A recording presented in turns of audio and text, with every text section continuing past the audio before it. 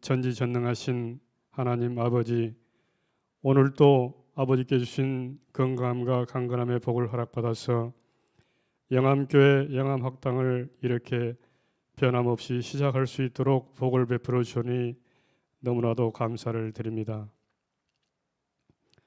하나님 아버지, 오늘도 준비하신 서우진 목사님을 통하여 아버지의 복되신 그 사랑하심의 능력에 진실을 드러내실 때에 많은 은혜가 있게 하시고 복된 은혜가 있게 해주셔서 사는 날 동안까지 아버지의 나라에 이르기까지 중요한 귀중한 시간의 능력이 될 수 있도록 아버지께서 성령의 교통하심과 성령의 주장하심으로 함께 하셔서 모두가 다 은혜 받는 귀한 은혜로운 시간 될 수 있도록 역사해 주시옵소서.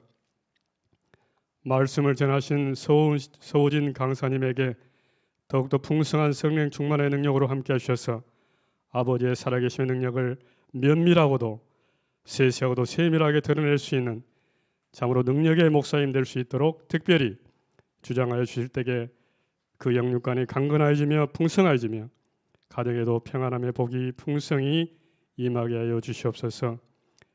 오늘 이 시간까지 아버지의 영광의 능력을 드러내는 영암교회가 앞으로도 더욱더 아버지의 살아계심의 영광의 능력을 풍성히 드러낼 수 있는 귀중하고도 복된 살아있는 생명의 교회가 되어지는 영암교회가 될 수 있도록 특별히 아버지께서 사랑하여 주시옵기를 간절히 바라옵고 나오며, 또 영암교회 학당을 위해서 수고하시는 모든 손길들 가운데서도 함께 하셔서 은혜가 넘쳐나는 귀한 시간들로 잘 마무리할 수 있도록 특별히 주장하여 주시옵기를 간절히 바라옵고 나오며 주 예수 그리스도 이름 의지하며 간절히 기도드립니다. 아멘.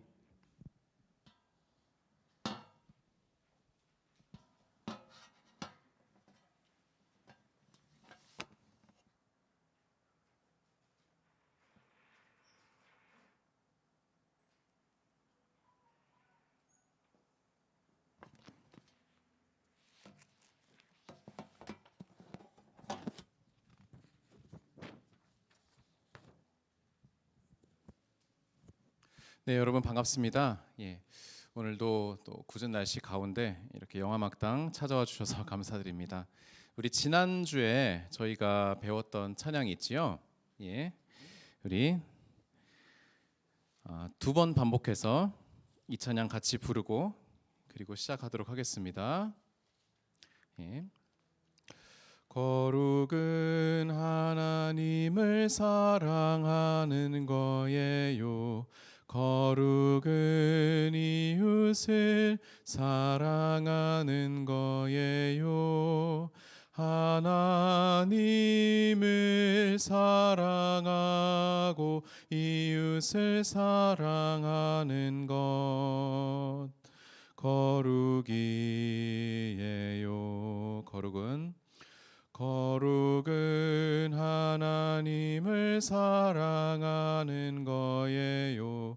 거룩은 이웃을 사랑하는 거예요. 하나님을 사랑하고 이웃을 사랑하는 것 거룩이에요. 아멘. 음정이 조금 어렵죠. 막상 불러보면은 우리가 일주일에 한 번 불러서 그래요. 여러분 주중에도 몇 번씩 이렇게 반복해서 부르시면은 좀 더 귀에 익으실 겁니다. 우리 레위기 19장 거룩한 산책 오늘 두 번째 시간을 갖도록 하겠는데요. 오늘은 9절부터 18절까지의 10계절을 함께 보도록 하겠습니다. 먼저 우리가 한번 성경을 읽었으면 좋겠는데요. 레위기 19장 말씀 한번 펴주시기 바랍니다. 레위기 19장 말씀 펴주시고요. 제가 한 절, 여러분이 한 절, 9절부터 18절까지 저와 여러분이 교독하도록 하겠습니다. 너희가 너희의 땅에서 곡식을 거둘 때에 너는 밭 모퉁이까지 다 거두지 말고 내 떨어진 이삭도 줍지 말며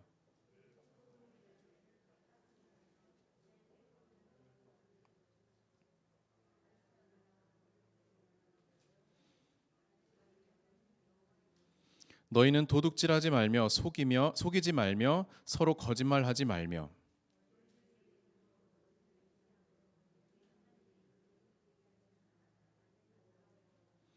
너는 네 이웃을 억압하지 말며 착취하지 말며 품꾼의 삭슬 아침까지 밤새도록 내게 두지 말며.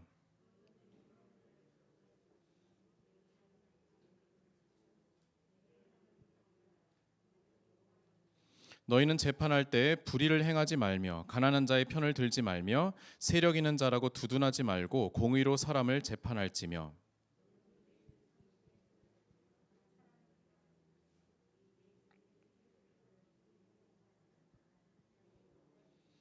너는 내 형제를 마음으로 미워하지 말며 내 이웃을 반드시 견책하라. 그러면 내가 그에 대하여 죄를 담당하지 아니하리라.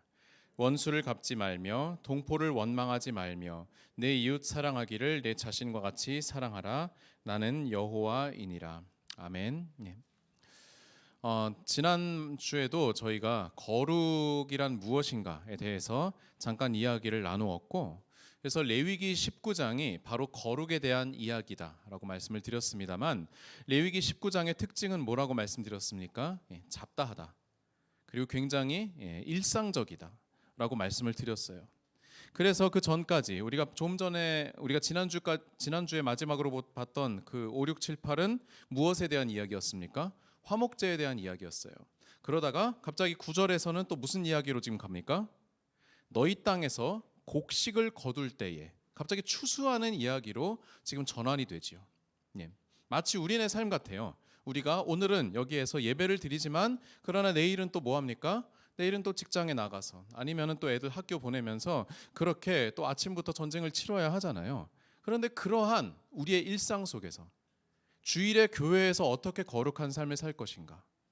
집에서는 어떻게 거룩할 것인가? 회사에 가서는 어떻게 거룩할 것인가? 그런 사이클 속에서 하나님께서는 우리 일상 속에서 무엇이 거룩인지를 알려주고 계시는 거예요. 그리고 우리가 그 전에 1절에서부터 8절까지 본 바에 의하면은 거룩은 무엇이었습니까? 우리가 찬양의 내용과 같이 하나님을 사랑하고 이웃을 사랑하는 것. 특히 어떤 이웃입니까? 우리 주위의 작은 자들, 약한 자들을 우리가 이웃이라고 특별히 여기고 그들을 위하여서 우리가 삶 속에서 하나님의 이름으로 무엇을 할 수 있는가라고 하는 것에 대한 고민이 이 레위기 19장에 들어가 있는 거예요. 그래서 오늘도 그러한 흐름에 따라서 이 말씀들을 한번 쭉 보겠습니다. 9절에서 10절까지는 무엇에 대한 얘기예요? 추수에 대한 얘기인데 밭 모퉁이에 대한 그런 얘기입니다. 그러니까 우리가 밭을 이렇게 추수를 하게 되면은 여기 이렇게 밭이 이렇게 있잖아요. 그런데 밭에서 뭐를 남기라고요? 모퉁이. 요만큼은 우리가 남겨두라는 것이죠. 네, 다 거두지 말고 내 떨어진 이삭도 줍지 말고 포도원 열매도 따지 말고 이것들을 누구를 위해서 남겨두라고 나와 있습니까? 가난한 사람과 거류민을 위하여서 버려두라. 여러분, 거류민이라는 것은 무엇입니까? 다른 말로 하면 이제 나그네예요.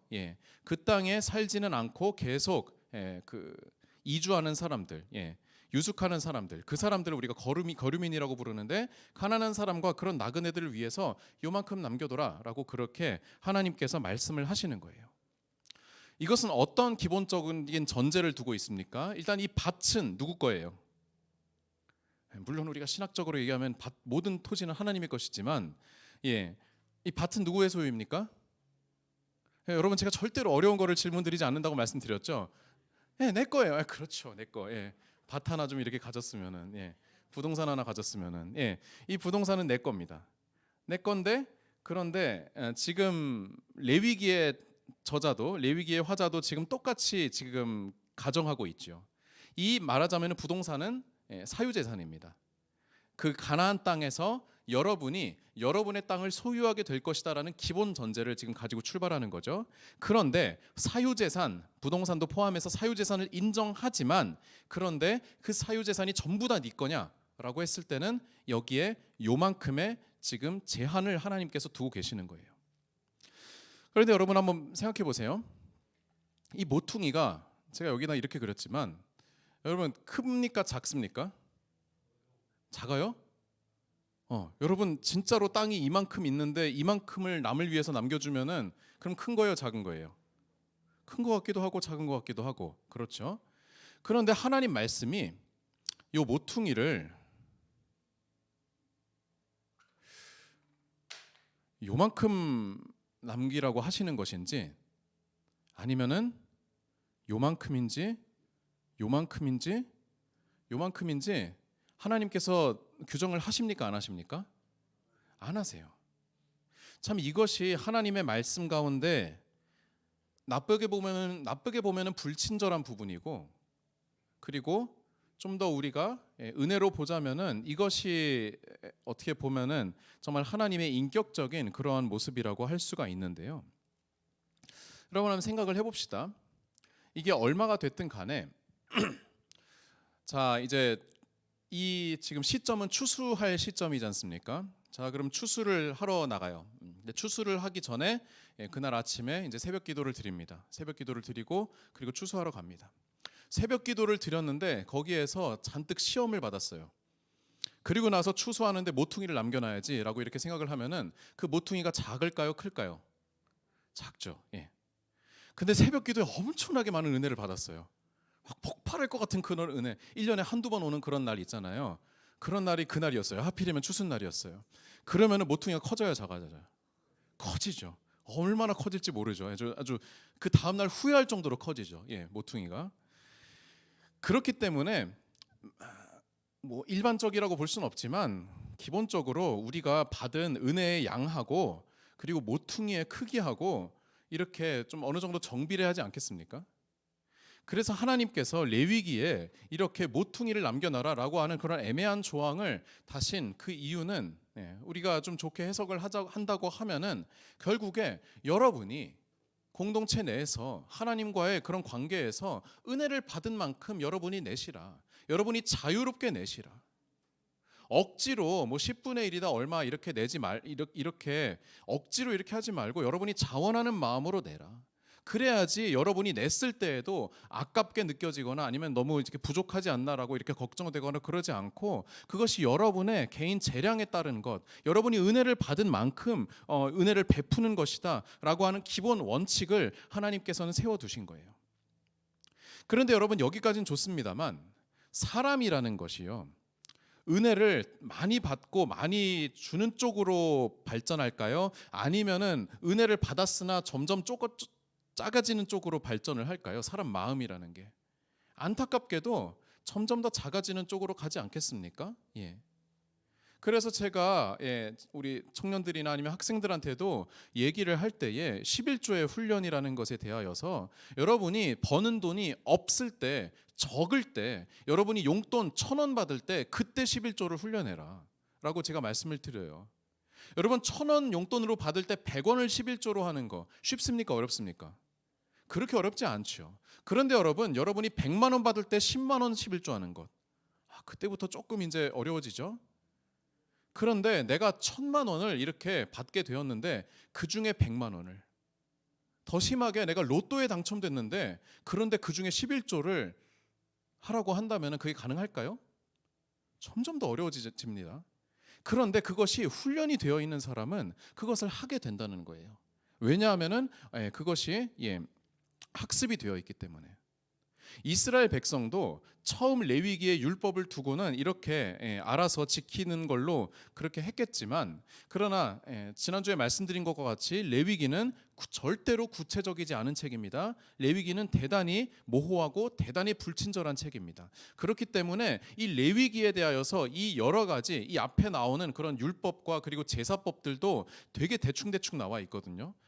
여러분이 이렇게 읽다 보시면 그냥 이렇게 쓱 통독하다 보시면 하나님께서 되게 자세하게 말씀해 주셨네라고 생각이 드실 수 있지만 그러나 실제로 레위기 1장을 가지고 여러분이 번제를 한번 드려보세요.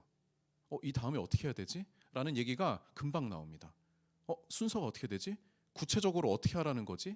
피를 뿌리라는데 이쪽으로 어느 쪽으로 위로 아래로 어떻게 하라는 것이지? 각을 뜨라는데 잡으라는데 어떻게 잡으라는 거지? 안 나와 있어요. 그래서 그런 구체적인 내용들, 율법도 마찬가지입니다. 거기에 대하여서는 이후에 이제 유대인들의 선생님들이 거기에 대해서 각주를 달기 시작합니다. 그 각주를 우리가 뭐라고 부르냐면은 미쉬나라고 부릅니다. 율법에 대한 각주예요. 특히 이제 바벨론 포로기에 그때 이제 많은 그런 인명 피해와 그런 문서상의 피해가 났을 때 그때 이제 율법 학자들이 이거 안 되겠다, 기록해야겠다라고 이제 나온 것이 미쉬나이고요. 이 미쉬나가 이것도 부족하다, 이거를 더 자세하게 얘기해야겠다라고 이제 추후 약 400년에서 600년쯤에 이제 쓰기 시작한 게 우리가 많이 들어본 탈무드입니다. 그래서 실제로 이제 예수님께서 신약 시대에 뭐 바리새인들의 전통, 뭐 바리새인들의 유전, 장로들의 유전이라고 이렇게 부르셨던 게 이제 미쉬나에 해당하는 그러한 얘기들인데, 그 미쉬나에서는 이 레위기 19장 9절에 대한 10절에 대한 이 근거, 이제 그 구체적인 실행법을 뭐라고 하냐면은 일단은 60분의 1이라고 그렇게 규정을 하고 있어요. 이 모퉁이의 크기를. 그보다 더 해도 상관은 없습니다만, 그러나 최소한도로 60분의 1은 너희가 해야 된다. 여러분 60분의 1이면 어느 정도입니까? 한 달에 300만 원 버는 사람이 얼마큼 내야 되는 거예요? 여러분 제가 어려운 거는 질문하지 않습니다만 300 나누기 60은 5만 원 아닙니까? 그러니까 한 달에 5만 원. 뭐 사실 우리가 어디 뭐 그런 구호단체 내는 돈이 대충 그 정도 아닙니까? 그 정도, 어느 정도 제가 보기에도 어느 정도 합리적인 선으로 그것을 남겨놓지 않았나, 그렇게 나옵니다만, 그러나 역시 그의 수확량과 또 가난한 사람의 숫자에 따라서 또 달라진다라고 그렇게 지금 이야기를 하고 있습니다.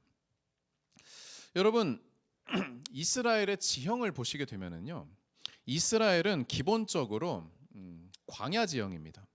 실제로 가보신 분은 더 잘 아시겠지만 이스라엘은요, 광야, 산들이 많아가지고, 그래서 산 사이로 작은 개울 같은 게, 요단강 같은 그런 강들이 이렇게 흐릅니다만, 그렇기 때문에 지정학적으로 물질을 많이 모으기 힘든 그런 구조예요.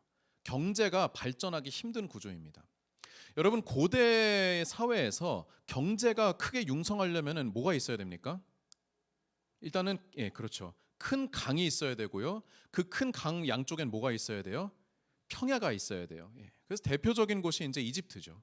이집트, 메소포타미아, 중국의 황하, 우리나라의 한강 유역, 이런 곳이 이제 경제적으로 말하자면은 잉여 생산물이 발생할 수 있는 그런 구조예요. 수확량이 많으니까. 그런데 이스라엘은 그렇지 못했어요. 자본이 축적되기가 어려운 그런 구조였습니다. 그렇기 때문에 1년에 농사를 지으면은요, 그 1년 농사한 거 가지고 그 1년을 버텨야 하는 그런 구조였습니다. 즉 이 모퉁이는요, 잉여 생산물이 아니에요.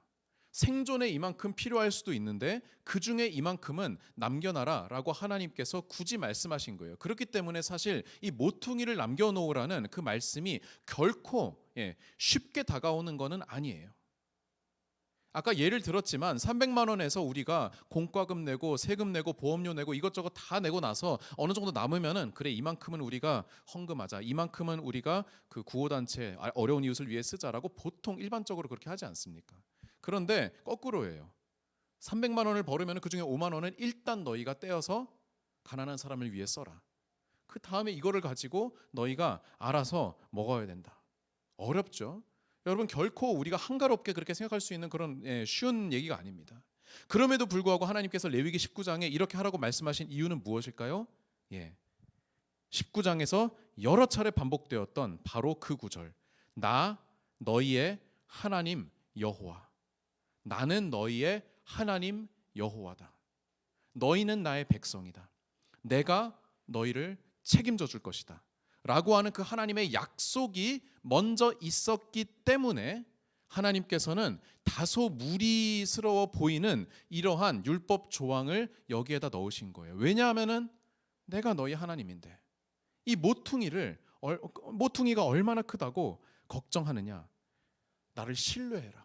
하나님을 신뢰해라 라고 그렇게 말씀하시면서 이 얘기를 하시는 거예요. 조금 더 이렇게 덧붙이자면은 여러분 우리나라에도 이런 비슷한 그런 예를 하나 이제 발견하게 되는데, 여러분 우리나라의 그 경주에 가시게 되면은 경주에 유명한 부잣집이 있습니다.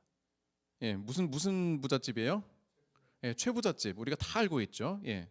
그런데 실제로 실제했던 그런 가문이고 상당히 오랫동안 경주 지역에서 우리가 만석군이라고 부르죠. 예, 아주 부유함을 그렇게 유지했었는데 심지어 그 조선 말기에 아주 혼란스럽고 그 기근이 심했던 상황에서도 이 최부잣집은 계속 유지가 되었었어요. 여러분 이유는 무엇이냐? 그 최부잣집이 강력한 권세를 가지고 그랬기 때문이 아니라 지금도 그 경주 최부잣집에 가면은 그럼 거기에 이 가훈 같은 게 이렇게 적혀 있는데 거기 아주 재밌는 게 뭐냐 하면은 이런 게 있어요. 사방 경주 최부잣집에 집이 있으면은 그 집에 사방 백리에 굶어 죽는 사람이 없게 하라라고 하는 그 얘기가 있어요. 그러니까 아무리 힘들고 어려워도 그 백리 안에만 들어가면은 최부잣집의 구휴를 받을 수 있다는 그런 것이고, 반대로 말하면은 왜 이제 어디에서 밀란이 발생하거나 아니면 이제 주로 못 먹어서 못 살아서 밀란이 발생하지 않습니까? 그런 일이 생긴다 하더라도 사방 백리에 사는 백성들이 최부잣집을 보호해주는 그러한 구조를 만들어낸 거죠. 또 뭐가 있냐면은 주방문은 항상 주방문 자체가 없어요. 최부잣집에 가면은. 그건 무엇이겠습니까? 누구든지 지나가는 사람이 문을 굳이 열지 않고 거기에 잠깐 들어가서 주방에 쌓여 있는 그 무엇인가 먹을 거를 요기를 하고 갈 수 있게끔 그런 구조로 만들었다고 합니다. 그것이 이제 그 경주 최부잣집이 롱런할 수 있는 그런 비결이 아니었나라고 생각을 하는데, 사실 그것이 바로 레위기 19장에서 말하는 그런 성경적인 거룩의 삶을 자기도 모르게 그렇게 실천한 것이 아니었나 그렇게도 생각을 해봅니다. 왜냐하면은요, 이 이제 구휼의 정책은 말하자면은 가난한 사람을 위한 것만이 아니었다는 것이죠. 이 최부잣집의 예를 들자면은. 그렇게 해야지 가난한 사람도 살 뿐더러 부자도 그렇게 해야지 살 수 있다는 거예요. 흉년이 들면은요, 아까 말씀드린 것처럼 이스라엘 지역은 축제를 하기가 어려운 그러한 지형이었어요. 그렇기 때문에 흉년이 들었을 때 사람이 죽을 수가 있겠죠. 그런데 사람이 죽으면은 근데 그 죽어가는 사람을 옆집에서 도와주지 않으면은 그러면 그 다음 해에 또 흉년이 들었을 때 어떤 일이 발생할까요? 그 집도 그러면 죽을 가능성이 높아요. 그런데 반대로 흉년이 들었을 때 이쪽에서 도와주면은 그 다음에 이쪽에 농사가 잘 안 됐을 때 그때 이 앞집에서 옆집을 또 도와줄 수 있는 그러한 공동체 구조가 형성이 될 수 있다는 것이죠. 내가 괜찮을 때 가난한 사람을 돕고, 그래서 가난한 사람이 살고, 또 내가 죽을 것 같을 때는 또 누군가가 나를 도와줄 수 있는 그러한, 이제 청년들은 플로잉이라고 부르는데 그런 구조가 나오는 거예요. 룻기를 보게 되면은 나오미와 룻이 바로 이러한 구조의 수혜자라고 할 수 있겠죠. 룻이 어떻게 합니까? 보아스의 집에 가가지고 거기 밭에 추수할 때 어떻게 해요? 그 뒤따라가면서 이제 이삭을 이렇게 줍지 않습니까? 그것이 바로 이 모퉁이 규례가 이제 실천이 된 그런 사례라고 우리가 할 수 있는데, 레위기 18장을 한번 보시면은요, 레위기 18장 5절의 말씀이 있는데요. 한번 다 같이 읽어볼까요? 레위기 18장 5절 시작. 한번 크게 읽어주시겠습니까? 시작.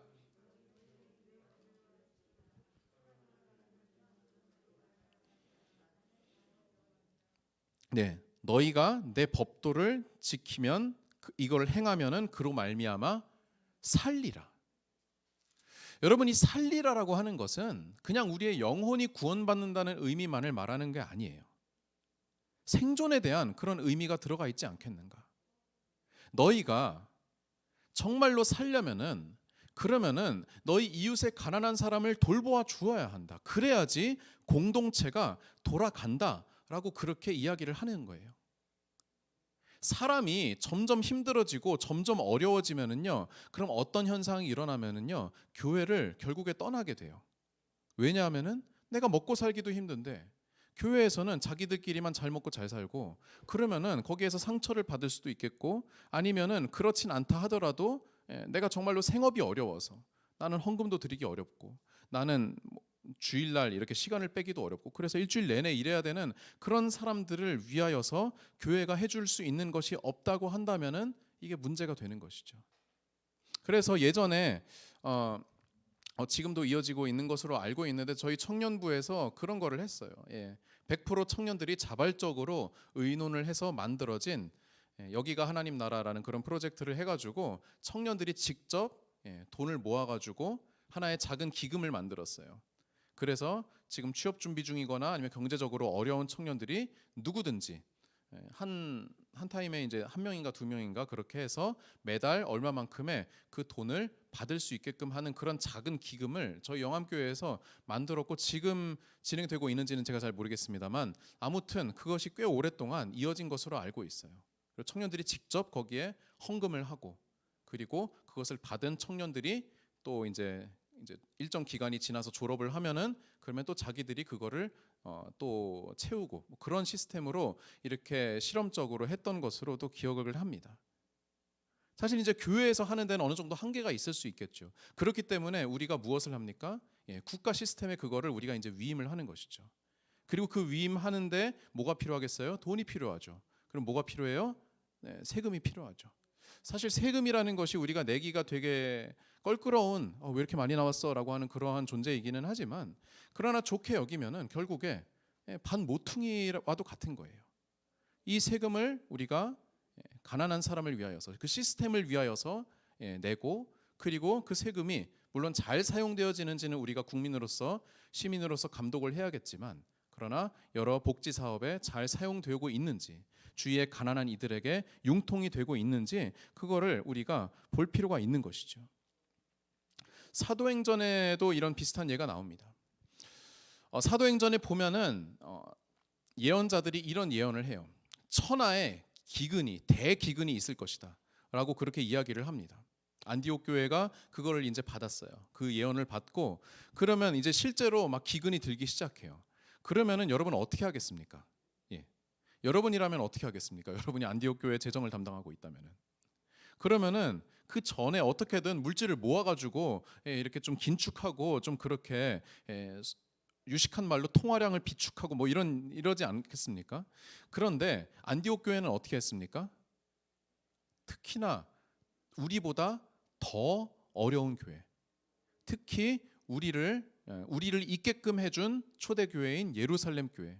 예루살렘 교회는 더 어려울 것이다. 우리가 돈을 모아서 예루살렘 교회에 전달해 주자라고 하는 그러한 프로젝트를 세웠고 그 프로젝트의 중심 인물이 이제 사도 바울이었어요. 그래서 쭉 보면은 사도 바울이 이제 여행했던 데살로니가와 빌립보와 고린도 이런 그 그리스 쪽에 있는 마케도니아와 아가야에 있는 그런 교회들의 그 서신서들을 보면은 다 그 얘기가 나와요. 연보에 대한 얘기가 나옵니다. 구제연금. 그래서 그 구제연금을 싹 다 모아가지고 이제 빌립보에 가서는 너희의 그런 구제연금으로 우리가 산다. 고린도에 가서는 저기 마게도냐 교회는 너네보다 더 못 사는데 너네도 잘 낼 거지라고 이렇게 막 달래는 그런 되게 재미있는 그런 구절들이 나와요. 누가 보더라도 바울의 속셈이 뻔히 읽히는 그런 재미있는 구절들도 나오는데 그거를 이제 쭉 모아가지고 이제 2차 전도 여행을 마치고 바울이 어디로 가요? 이제 예루살렘 3차 전도 여행을 마치고 예루살렘으로 가지 않습니까?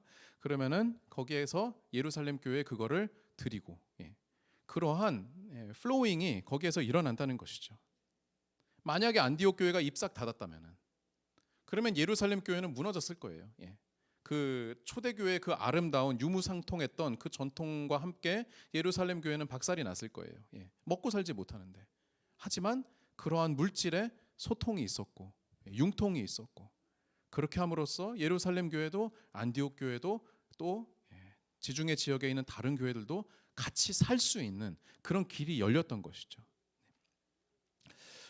이 반모퉁이에 대한 얘기가 좀 길어졌는데 뭐 결론을 말하자면은 반모퉁이의 주체는 누구입니까? 농사짓는 사람, 농부죠. 농부의 거룩은 무엇일까요? 농사짓는 것의 거룩은 모퉁이 남기기. 그리고 이 모퉁이를 어떻게 하면은 내가 작게 할 수 있을까, 아낄 수 있을까가 아니라 어떻게 하면은 더 많은 것으로 우리가 섬길 수 있을까? 더 많은 것으로 섬기기 위해서 하나님 나에게 부유함을 주십시오. 나의 사업을 형통하게 하여 주십시오. 내가 돈 잘 벌 수 있게 하여 주십시오. 왜요? 내가 더 많은 모퉁이를 남길 수 있도록. 더 많은 모퉁이를 남겨도 내 마음이 시험 들지 않도록 하나님 더 많이 주십시오 라고 기도하는 것, 저는 그거는 참 좋은 기도라고 생각을 합니다. 그 순서가 이제 뒤바뀌면 안 되겠죠. 아무튼 그런 거룩함이 이러한 부분에서 나온다는 것입니다. 11절 보면은 도둑질하지 말라, 속이지 말라, 서로 거짓말하지 말라, 그리고 내 이름으로 거짓 맹세함으로 하나님의 이름을 욕되게 하지 말라라고 하는 그런 구절이 나옵니다. 이것도 이제 10계명에 나와 있는 계명을 그대로 가져온 것들이죠. 근데 이것들을 한 군데다 모았어요. 근데 그러면 그 유사성을 한번 찾아볼까요? 여러분, 도둑질과 거짓말과 이제 거짓 맹세에 속이는 것에 그런 유사함은 무엇이겠습니까? 여러분, 왜 도둑질합니까? 왜 거짓말하고 왜 속입니까? 결국 내가 뭔가 이익을 취하기 위해서 그런 것이 아니겠습니까? 그런데 어떻게 보면은 바로 앞에 있었던 그런 모퉁이 말씀하고 이제 이어지는 것일 수가 있어요. 이를테면은 내가 모퉁이를 거리낌 없이 내기 위해서는 하나님이 나의 하나님이다, 여호와 하나님이다라고 하는 그런 고백이 있어야 돼요. 그런 확신이 있어야 돼요.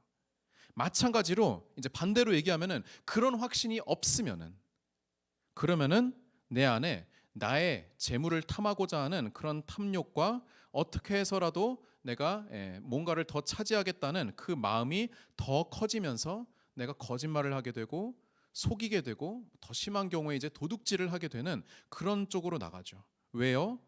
나는 너희의 하나님 여호와다라고 하는 그런 확신이 없을 때 이러한 현상이 이제 일어납니다.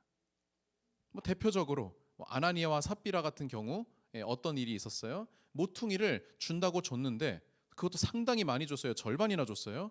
그런데 우리는 다 줬다라고 그렇게 거짓말을 한 것이죠. 사실은 되게 아이러니한 그런 본문이긴 한데 결국에 하나님 앞에서 하나님에 대한 올바른 확신이 없을 때 내 양심을 속이게 되는 그런 일들이 생겨나게 되는 것입니다. 13절 볼까요? 너는 내 이웃을 억압하지 말고 착취하지 말라. 품꾼의 삭슬 아침까지 밤새도록 내게 두지 말라라고 그렇게 말하고 있습니다. 품꾼의 삭슬 아침까지 내게 두는 것, 이것을 우리가 요즘식으로 말하면은 임금을 체불한다, 체납한다라고 그렇게 부르지 않습니까? 그런데 레위기의 저자는 이것을 어떻게 연결시키냐 하면은 체납하고 이제 임금을, 노동자의 임금을 체불하는 행위가 앞에 나와 있는 이웃을 억압하고 착취하는 것과 연장선상에 두었어요. 임금을 체불하는 것은 곧 억압이다, 착취다라고 그렇게 아주 세게 지금 얘기를 하고 있는 것이죠. 여러분, 신명기 24장 말씀을 보게 되면은 이런 말씀이 있어요. 그 품삯을 당일에 주고 해 진 후까지 미루지 말라. 이는 그가 가난함으로 그 품삯을 간절히 바람이라. 그가 너를 여호와께 호소하지 않게 하라. 그렇지 않으면은 그것이 내게 죄가 될 것이다라고 그렇게 말하고 있습니다. 좀 더 이 말씀을 좀 구체적으로 그렇게 표현하고 있지요. 이 신명기 24장 같은 경우에 품삯을 간절히 바란다, 그 노동자는 품삯을 간절히 바란다라고 하는 그 말을 원어로 해석하면은 그 목숨이 품삯 위에 있다라고 하는 그러한 표현이라고 합니다. 즉 하루 벌어서 하루 먹고 사는 노동자라는 것이 지금은 약간의 관용적인 표현처럼 됐지만, 그러나 그 당시에는 진짜로 하루 벌어서 하루 먹을 수밖에 없는 그러한 사람들이 대부분이었기 때문에 그날 다음 날에 임금을 준다고 하면은 그날 저녁에는 그 일가족이 어떻게 해야 돼요? 굶어야 되죠. 아무것도 못 먹고 굶어야 되고, 사실은 내일 아침에 내일 임금이 올지 안 올지 그것에 대한 확신도 사실은 없는 것이죠. 불안감이 그 가운데 드는 것이죠. 그럴 때 어떤 현상이 일어납니까? 여러분, 물론 이런 케이스는 있어요. 우리가 요즘에 이제 경제가 어려우니까, 정말로 사업장이 어려워서 그래서 밀린 대금 이거를 다 처리하고 나니까 노동자들에게, 부하 직원들에게 줄 수 있는 그런 대금에 이제 문제가 발생하는 거예요. 들어올 돈이 안 들어오니까. 그래서 정말 미안한데 진짜로 이번 달 월급은 한 다음 주에 주겠다, 아니면 뭐 다음 달에 주겠다라고 하는 현상들이 뭐 사실 얼마든지 있을 수 있지 않겠습니까? 이제 요즘에는 워낙에 노동법이 이제 노동법에 대한 것이 이제 많이 이슈가 되다 보니까 우리나라에선 그런 현상이 많이 사라졌지만, 뭐 개발도상국에서는 여전히 그런 일들이 굉장히 많이 일어나요. 제가 선교지로 가 있었던 케냐에서도 그게 한 10년 전쯤이었는데, 15년 전쯤이었는데, 제가 일하는 학교에서도 직원들에게 돈을 줘야 되는데, 월급을 줘야 되는데 정말 돈이 없어가지고, 그래서 어쩔 수 없이 체납이 됐던 그런 경우도 있고, 그렇게 체납을 하니까 이 교사들도, 이 사람들도 뭐 다 가난한 사람들이거든요. 교사들, 거기에 일하는 사람, 청소하는 사람, 식당에서 일하는 사람들이 찾아와가지고 뭐 화를 내고 뭐 그런, 그거를 이제 제가 뭣도 모르는 제가 그 앞에서 I am sorry 하면서 이렇게 다 받아주고 그런 기억이 있습니다. 그래서 그런 기억을 간접적으로 보면서 임금을 체납하는 것이 이 사람들에게는 얼마나 큰 일인가라고 하는 것을 좀 실감을 하게 되는데요. 여러분, 그런데 정말로 어려워서 그러는 거라고 한다면은, 저는 레위기의 하나님이라고 한다면은 그런 경우에는 너 율법 어겼어, 너는 악해, 너는 잘못했어라고 그렇게 말씀하실 하나님은 아니라고 생각을 해요. 정말로 어렵다고 한다면은. 그런데 여기에서 꼬집는 건 어떠한 행태일까요? 일부러 노동자들의 임금을 당일 주지 않고 그 다음 날, 다음 주에 주는 그런 경우가 있지 않았겠습니까? 일부러 그 노동자의 임금을 체불한다고 하면은 그것은 어떠한 목적 때문에 그러는 걸까요? 어떠한 목적 때문에 그러는 걸까요? 뭔가 밉보인 짓을 해가지고 약간 그런 거 아니겠습니까? 그리고 너 한번 혼나봐라. 너 평소에 내 말 안 들었지? 너 맨날 나한테 뭐 이렇게 그렇게 얘기했지? 그래, 한번 혼나봐라. 그러면 노동자는 어떻게 합니까? 뭐라고 해요? 잘못했다고 해야죠. 제발 부탁입니다라고 이렇게 얘기를 하겠죠. 그렇게 해서 뭐가 생겨나요? 갑을 관계가 생겨나는 거예요. 그렇게 함으로써 내가 갑의 위치에 올라가고자 하는 그러한 소위 말하는 그런 악덕 기업주의 그런 행태를 지금 여기에서는 이거는 죄다라고 지금 얘기하시는데, 오늘 우리가 계속 보는 그런 레위기의 중심 주제가 뭐였어요? 거룩, 그리고 그 거룩의 바탕에 있는 것, 나는 너희의 하나님 여호와다. 월급을 주는 분이 누구예요? 임금을 주는 분이 누구예요? 하나님이에요, 사실은. 그런데 그 당연한 품삯을 주는 그 주인은 청지기의 자리로서 그거를 하는 역할을 담당하는 사람인데, 그렇지 아니하고 그것을 자기 마음대로 너 어디 한번 혼나봐라 라고 이렇게 얘기를 하면은 그것은 사실은 하나님에 대한 월권 행위라고 그렇게도 해석되어질 수 있는 것이죠. 아무튼 그런 부분에 대해서는 이 레위기가 굉장히 강하게 지금 얘기하고 있는 것을 보게 됩니다. 이어서 14절 가겠습니다. 조금 빨리 가겠습니다. 14절은 어떤 얘기입니까? 귀먹은 자를 저주하지 말아라. 맹인 앞에 장애물을 놓지 말아라 라고 이렇게 이야기를 하고 있어요. 여러분, 사실 좀 재미있는 말씀인데, 여러분, 귀먹은 자를 저주하면은 귀먹은 사람이 그거를 들어요, 못 들어요? 사실은 못 듣죠. 그러면은 마음에 상처를 입어요, 안 입어요?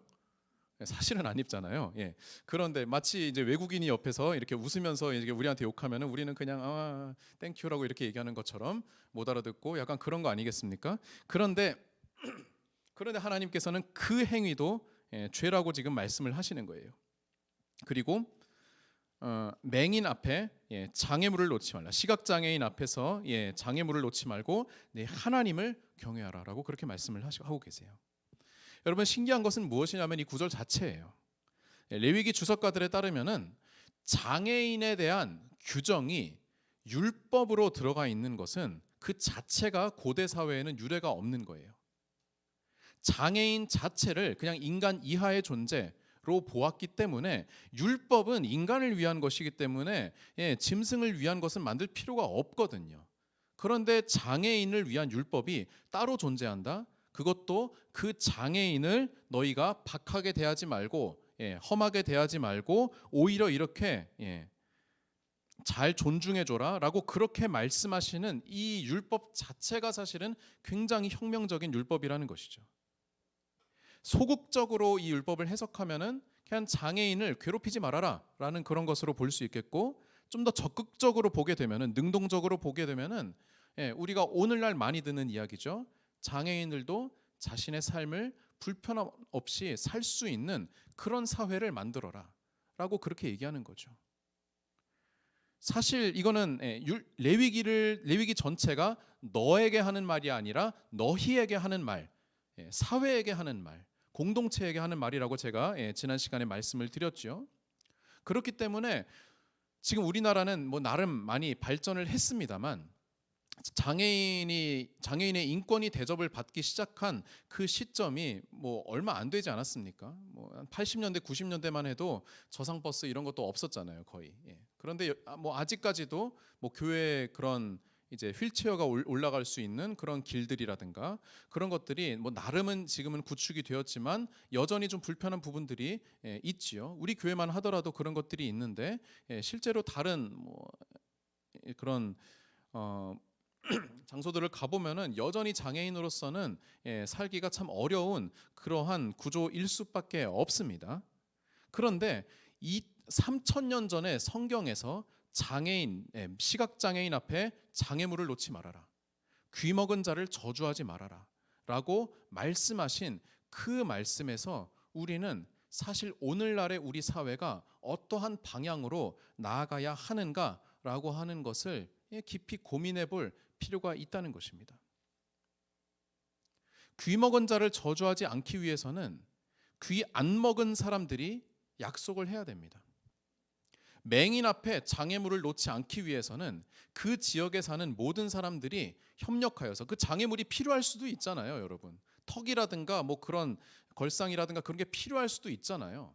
그런데 그거를 없애기 위해서 사회적인 합의가 이루어져야 하듯이, 사실 이것은 하나님께서 정말로 원하시는 하나님 나라가 어떠한 나라인지에 대한 그런 청사진을 우리에게 보여주는, 아주 우리를 부끄럽게 할 수 있는 그런 말씀이라는 것이죠.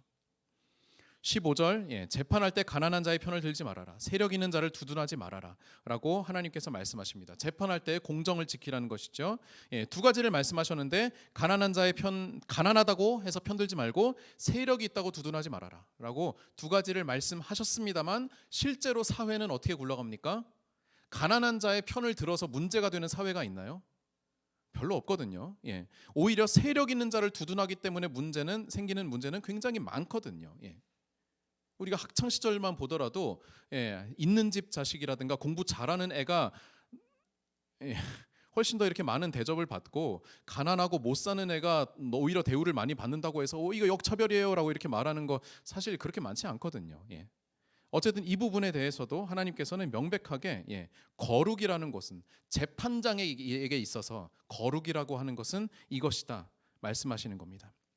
16절, 사람을 비방하지 말아라, 이웃의 피를 흘려 이익을 도모하지 말아라 라고 그렇게 말씀을 하십니다. 이웃이 당하는 그런 고난에 대하여서 너희가 침묵하지 말아라 라고 하는 그런 의미도 포함될 수 있습니다. 17절 보자면은 형제를 미워하지 말며 반드시 견책하라라고 그렇게 말씀하시는데요. 이것도 참 흥미로운 구절이에요. 여러분, 형제를 마음으로 미워하지 말라. 문맥을 한번 쭉 한번 생각해 보십시오. 형제를 여러분이라고 한다면은, 여러분이 글을 쓴다고 한다면은 형제를 미워하지 말고 반드시 뭐뭐하라라고 쓸까요? 사랑하라. 그렇죠. 용서해라. 뭐 이렇게 하지 않겠습니까? 그런데 여기서는 뭐라고 해요? 내 이웃을 반드시 견책하라. 여러분, 견책이 뭐예요? 책망하는 거거든요. 잘못을 지적하는 거거든요. 이거 되게 특이한 말씀이에요. 재밌게도 레위기는 형제를 미워하는 것과 견책하는 것이 대척점에 있다고 그렇게 말하는 거예요. 이 말은 무엇입니까? 이웃이, 특별히 공동체 안에서 이웃이 잘못을 저지르고 있을 때, 명백한 잘못을 저지르고 있을 때, 물론 그것에 대한 사랑과 용서가 기반이 되어야 하겠지만, 그러나 그 잘못을 우리가 가만히 놔둬서는 안 된다라고도 하나님께서는 말씀을 하시는 거예요. 견책하라. 그 잘못에 대하여서는 우리가 가만히 넘어가서는 안 된다는 그런 말입니다. 물론 이 말씀만 듣고 우리가 그래 잘됐다 이제부터 난 견책하면서 살아야지라고 이렇게 너너너너너 이렇게 얘기를 하면은 안 되겠지만, 그러나 한편으로는 교회 안에서 우리가 그동안에 받은 훈련, 무조건 참아라, 무조건 넘겨라, 무조건 아무 말도 하지 마라고 하는 그런 것들이 반드시 하나님께서 원하시는 것만은 아니다라고 하는 그런 지혜가 필요하다는 시사점을 우리에게 줍니다. 18절, 원수를 갚지 말고 이웃을 내 자신과 같이 사랑하라. 많은 학자들이 이 18절이 레위기 19장의 주제이며 레위기 전체의 주제이며 신약에서 예수님께서 말씀하시는 하나님을 사랑하고 이웃을 사랑하는 것이 가장 큰 계명이다라고 하는 그 구약 버전이다라고 그렇게 말하고 있습니다. 하나님께서 결국에 거룩의 끝판에 있는 것은 무엇이냐? 거룩한 사회, 거룩한 사람, 거룩한 신앙이라고 하는 것은 무엇이냐? 내 이웃을 사랑하기를 내 자신과 같이 사랑하라. 여기에 우리가 쭉 봤던 밭 모퉁이에 대해서도, 장애인에 대해서도, 품꾼의 삭스에 대해서도 다 이웃에 대한 얘기지 아닙니까? 그 이웃을 내 몸과 같이, 내 자신과 같이 사랑하라. 이것이 하나님의 뜻이다라고 하나님께서 거룩을 단 한 문장으로 요약하시는 것을 우리가 볼 수 있습니다. 오늘 우리가 9절부터 18절까지 함께 보았고요. 그리고 다음 시간이 이제 연휴이기 때문에 저희가 휴강을 한다고 공지를 드렸었죠. 다음 주가 연휴이기 때문에 저희는 그러면 29일에 다시 만나 뵙고 또 이어서 레위기 19장의 남은 부분들을 함께 보도록 하겠습니다. 잠시 기도하고 마치겠습니다. 하나님 아버지, 감사를 드립니다. 거룩하게 살아가는 것이 결국 내 이웃을 내 자신과 같이 사랑하는 것임을 다시금 알려주심에 감사를 드립니다. 우리가 우리 각자의 일상을 이제 살아갈 때에 거룩한 일상을 살아갈 수 있도록 항상 하나님을 사랑하고 이웃을 사랑하는 우리 성도님들이 다 되게 하여 주시옵소서. 오직 하나님 여호와께서 나의 하나님이심을 믿는 그 확신에 기반하여서 우리가 우리의 물질과 우리의 시간을 나누며 하나님의 거룩을 실천하게 하여 주시옵소서. 감사드리며 예수님의 이름으로 기도드립니다. 아멘. 강의 마쳤습니다. 수고하셨습니다.